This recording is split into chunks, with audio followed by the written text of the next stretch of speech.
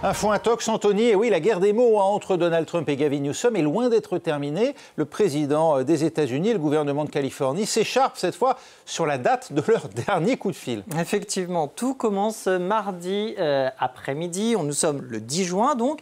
Il y a Donald Trump qui répond aux questions des journalistes dans le bureau ovale et à celle de savoir quand il a parlé pour la dernière fois à Gavin Newsom. Il répond il y a un jour, comprend donc le lundi 9 juin. Et il précise la nature de l'échange, 3 jours, le 9 juin, donc 3 jours après le début des manifestations. Dans le contenu, il explique qu'il l'a appelé pour lui dire qu'il fallait quand même faire mieux, qu'il faisait du mauvais travail et que si on n'avait pas envoyé la garde nationale, eh bien Los Angeles serait en feu à l'heure où l'on se parle. Et vous le voyez, la séquence a été reprise par Fox News. Réponse quasi immédiate de Gavin Newsom qui nous dit sur X, il n'y a pas eu d'appel, il n'y a même pas eu un message. Les Américains devraient être inquiets de voir qu'un président déployant des Marines dans la rue ne sait même pas à qui il parle.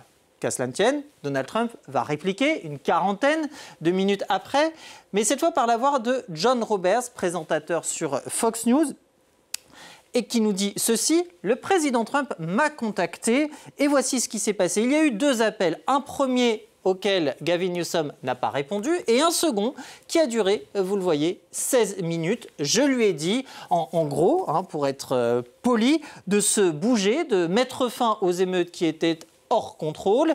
Et plus que ça, cela montre à quel point il est un menteur.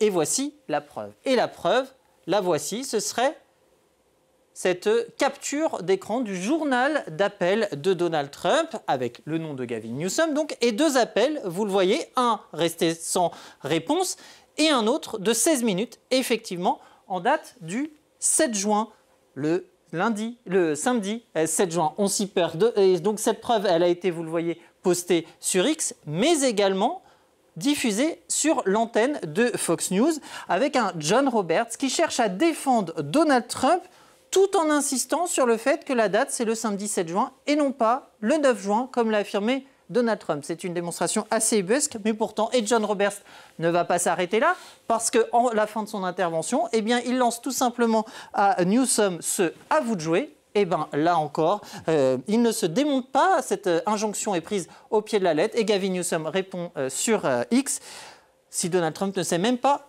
quel jour on est. Et oui, Gavin Newsom qui, pour se moquer de Donald Trump, s'emploie à faire du Donald Trump. Effectivement, quand on l'attaque, le gouverneur contre-attaque et en s'inspirant et des réseaux sociaux et des codes du locataire de la Maison-Blanche, à savoir des montages vidéo générés très souvent par intelligence artificielle et aussi en évoquant un thème qu'affectionne Donald Trump, Star Wars. Regardez plutôt ces 2 exemples ici, ces images de Super Troopers que vous allez voir en fond, avec cette musique aux intonations de marche militaire. On a aussi ces destroyers.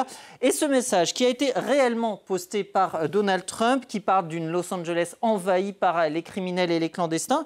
Et ce message, je ne sais pas si on l'entend, il est lu par une voix assez menaçante et qu'on reconnaît puisqu'elle n'est pas sans rappeler l'empereur Palpatine qui fait régner la terreur dans la galaxie. Ça, c'est le premier exemple. Le deuxième, le voici. La mise en scène est identique. On reprend cette fois un autre message de Donald Trump, tout aussi vrai, qui se félicite d'avoir envoyé la garde nationale, faute de quoi, dit-il, Los Angeles aurait été complètement anéanti. Et en arrière-plan, vous le voyez, des images de l'Empire contre-attaque. Alors Donald Trump, trollé en bonne et due forme, lui qui, on le sait, a déjà par le passé montré son goût pour l'IA avec plus ou moins d'humour, plus ou moins de bon goût aussi. On se souviendra évidemment de cette Riviera à Gaza qui aura suscité un tollé.